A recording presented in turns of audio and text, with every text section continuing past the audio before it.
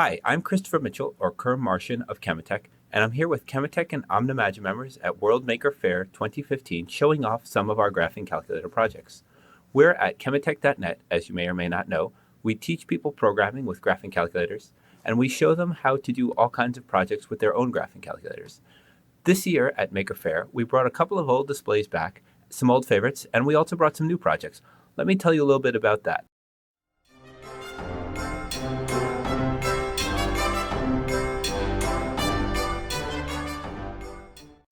For the first year, we brought a board that lets you learn to program a game in 60 seconds. It teaches the basics of TI Basic, letting visitors write a 9-line guessing game that lets you guess a number between 1 and 50. To make it fun, we have an emulator running on a computer connected to a calculator acting as a USB keyboard. This lets people use the calculator as a keypad for the giant screen, basically making it a calculator with a huge screen. We provide the steps on how to write this program so people can try it at Maker Faire, or if they want to take a picture, they can bring it home and try it at home. We also created a short instructional sheet with instructions on creating a Hello World program and a command reference for getting started with the very basics of TI Basic. We also brought, for the third year in a row, my Programming the TI-83 Plus, TI-84 Plus book, which takes you through the entirety of TI Basic and how to think like a programmer when creating programs. We also brought my two other books, Using the TI-84 Plus, which is new this year and includes information on TI's new color calculators, and the slightly older Using the TI-83 Plus, TI-84 Plus, which focuses on the monochrome calculators. Let me show you our next demonstration, networking with graphing calculators. We have 4 TI-83 Plus calculators connected in what's called a token ring network. These calculators are running a piece of software called the CalcNet networking protocol, and in this case, are acting as if they have one huge widescreen LCD screen across all 4 calculators. We have balls bouncing between the different calculators, and when a ball gets to the edge of one LCD screen, that calculator sends a message over the network to the next calculator, telling it to continue bouncing the ball on its screen. We have these calculators connected together with an Arduino shield created by Cemetech member RF Dave. Note that there is no Arduino underneath the shield. It is simply being used to connect the link ports of all the calculators together in parallel. In fact, this demonstration requires no extra hardware beyond the calculators and a few link cables if you want to try it at home. One of our newest projects this year was Whack-A-Mole. This uses a TI-84 Plus C Silver Edition attached to TI's new MSP432 Launchpad, programmable in C or assembly, connected to an array of LEDs and light sensors. This Whack-A-Mole game lets the calculator light up a series of LEDs in this 3x3 grid and then detect when the beam of light to a light sensor opposite that LED has been interrupted. It's a Whack-A-Mole game in that you want to try to interrupt the light that lights up as quickly as possible in order to get points. This demonstrates that you can use the MSP432 Launchpad with a calculator to create programs, even on the calculator in TI Basic, that can interface with sensors, motors, LEDs, and other hardware. In fact, what we're showing off with the Whack-A-Mole game is an extension of an earlier library that we created called Article, originally written for the Arduino.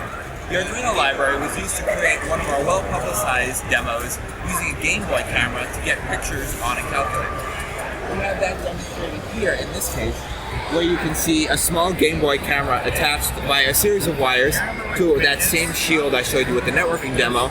There's an Arduino underneath, and this Arduino is talking over the TI Link protocol to a TI-84 Plus C Silver Edition. We had trouble setting the contrast on this calculator to work well in sunlight, but when it's working in indoors light or when we get the contrast adjusted properly, this camera is able to take pictures, transfer them to the calculator as pictures or image files, and then display them on the calculator screen. Right next to that calculator, we have a TI-84 Plus Silver Edition with a GPS module attached. This GPS module is connected to the calculator's link port, and we wrote an RS-232 or serial driver in Z80 assembly that talks to that GPS module. As you can see on this calculator screen, the GPS module has found a fix on nearby satellites and has our exact latitude and longitude here at World Maker Faire 2015.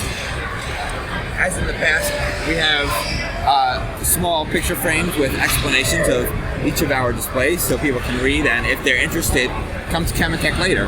we brought about 750 bookmarks that have Cemetech's, the brand new TI-84 Plus CE, the description of Cemetech's mission, various things that we do, programming languages that we teach, of course, our newest lightning bolt logo, and information about the two books that I showed you earlier in this video, programming the TI-83 Plus, TI-84 Plus, and using the TI-84. We also brought Nathaniel Van Eaton, or Eames, wooden TI-82. One of our members, Caleb Hansberry, actually created a wooden case for this TI-82 calculator, carved wooden buttons out of different woods that correspond to the different colors on a real TI-82's keypad, carefully wrote the value of each key on the keys, and then put it together with the innards of a real TI-82. If you can see the screen there, the two high scores in this Zetris game have been set by the great Patrick Davidson, who visited us here in person at Maker Faire for the second year in a row. This was a big hit last year. People were amazed at the craftsmanship of this calculator. And it shows that calculators can be useful not only if you're interested in software or attaching hardware, but even if you want to modify the hardware of the calculators themselves. In fact, on Cemetech, two of our most widely publicized projects have been the Ultimate Calculator, which add extra hardware inside the case of the calculator. This year we didn't bring those demonstrations, but perhaps next year we'll have a new Ultimate Calculator to show Maker Faire. Our next demonstration is a group of calculators that are running some various software made by the members of the community. We have a range of the calculators available to students in school right now. The TI-84 Plus Silver Edition, which is currently running a Hangman game written by Thomas Dickerson, aka Elf Prince 13. It also has a bunch of other monochrome calculator software written in BASIC and assembly for the calculator.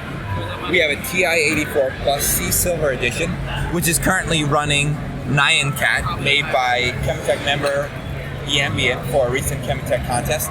We also had Pokemon Red running on Calc 84 Maniac's Game Boy emulator, which is one of our most popular games for kids at this year's Maker Faire.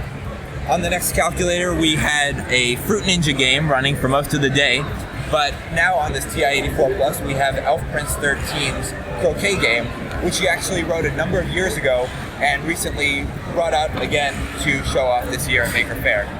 Finally, we have the new shiny thin TI-84 Plus CE in Cemetech Red, or in TI's terminology, Radical Red. It's running Tetric A, which is a Tetris game that I created originally for the Casio Prism, and then ported first to the TI-84 Plus C Silver Edition, and later to the TI-84 Plus CE. We use these calculators as something to show off to kids who are interested in graphic calculators, but maybe we're a little too young for the idea of graphic calculator programming, or need to be motivated by what you can do first before they've thought about how they can do it themselves. Finally, our final display was a set of two calculators that can produce music. This calculator here is running Mobile Tunes 3, which allows you to convert 1 to 4 channel MIDI music into songs that the calculator can play over its link port to a set of speakers.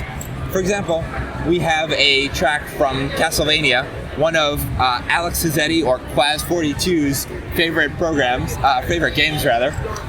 He has created a huge variety of Mobile Tune songs, and we're always happy to show them off every year.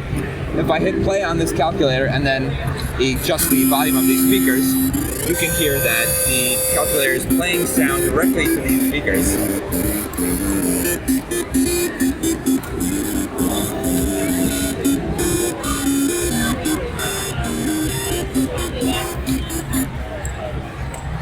Finally, we have the always popular floppy tunes back this year at Maker Faire.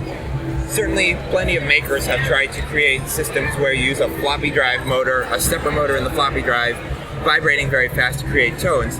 But we have done it with the Graphic Calculator, one of the lower resource programming platforms available today.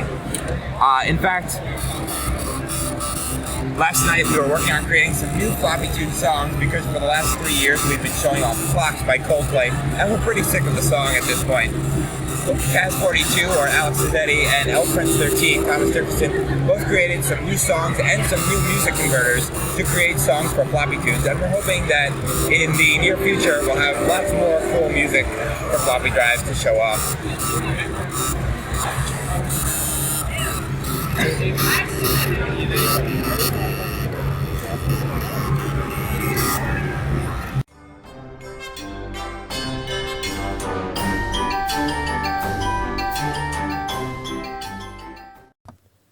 We hope you enjoyed this overview of our displays at World Maker Faire 2015, and we hope that you'll be able to make it to a future Maker Faire so you can see our displays in person. If you started programming with graphing calculators, if you're interested, or if you want to learn to program for any language or platform, we hope you'll stop by cemetech.net where our experts will be happy to assist you.